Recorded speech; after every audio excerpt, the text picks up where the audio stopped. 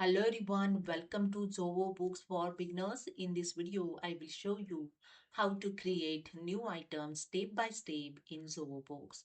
So let's start. And here you can see I have already logged in Zoho Books.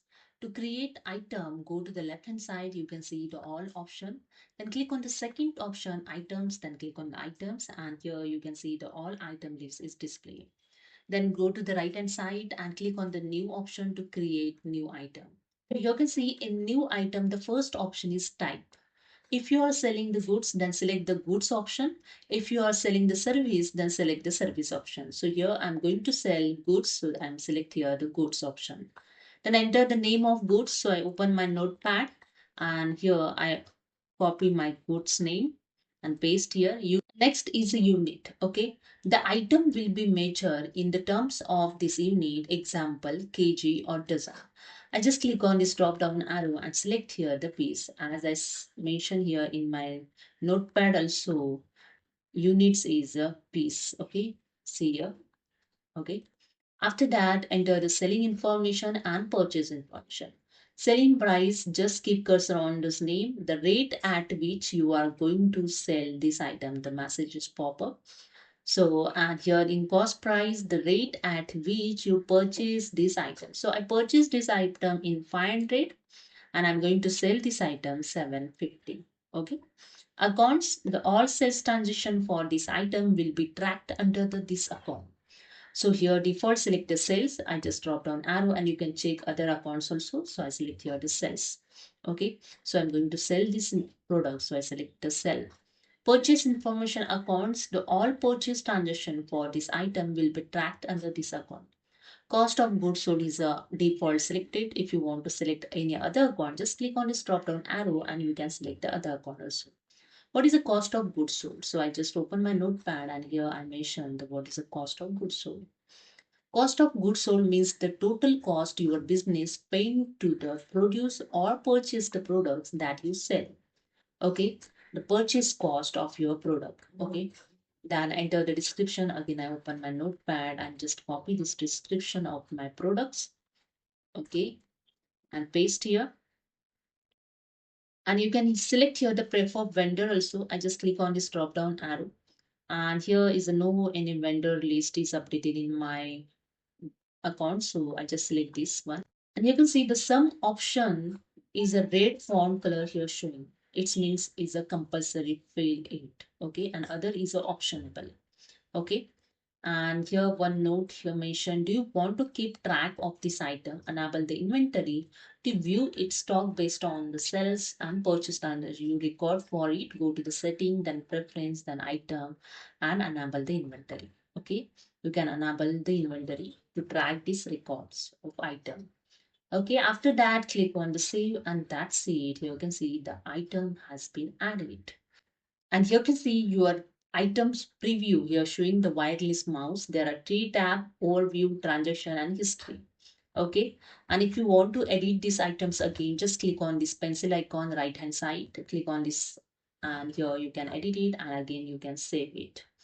More option, just click on this option, mark as inactive and delete. Okay. You can use this option. If you want to delete, you can delete it. Okay. So I just close this and you can see now in my list is have a two item. Okay.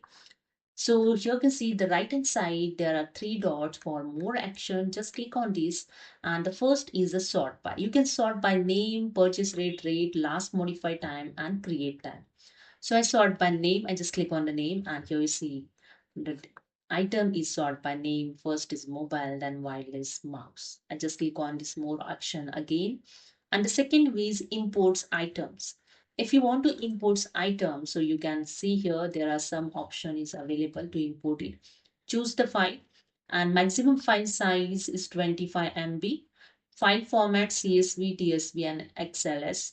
Okay, download the sample file. You just download the sample files and enter your all data and upload it. Okay, the duplicate handling, you the skip duplicate here and overwrite the items. You can select accordingly. Character encoding your default selected. After that, you just choose file and upload it. I just cancel this. And the second option in more export to items. You can export your item list also from Zoho Books. I just click on the first option, export item. You can export your data from Zoho Books in CSV, XLS, and XLS format. Okay, module items, all items. If you want to export all items, select all. If you want to export the specific print item, you can select the second option also. Export template, you just click on this drop down arrow and you can add a new template also. Decimal format also you can adjust here. Export file format, I just select the Microsoft Excel. You can enter the file protection password also when you export your item list. Okay, so I just click on the export. You can read this note also. You can export only the first 25,000 rows. If you have a more rows, please initiate a backup for the data in Zoho Books organization. Download it, backup your data.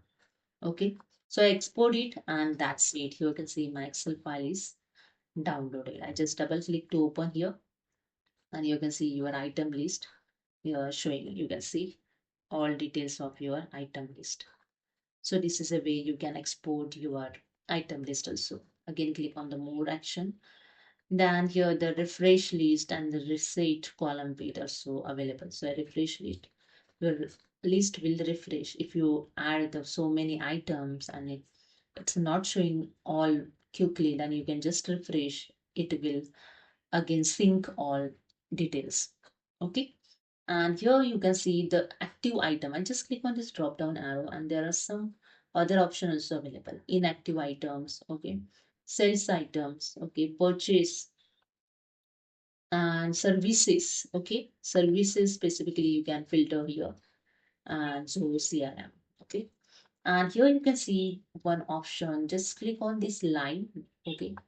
I just click on this customize column. You can customize this column also. I just click on it and you can see already selected column is purchase description, purchase rate description, okay, rate, uses unit.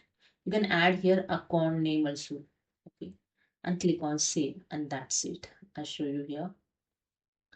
Your custom view has been created. Now you can see account name is added here. Okay, just click on this, click on the active. You can sort your item list by name quickly. Just click on this name arrow. You can see here the one arrow showing. Click on this arrow and you can see the sort your item list by name. Okay. And you can see again, I go to the right hand side and click on the more action and click on the preference. Okay. In preference, you can see there are some setting is available. Here the inventory, enable inventory tracking. Just click on the option and you can just enter your date and show off out of stock warning when item stock is dropped below.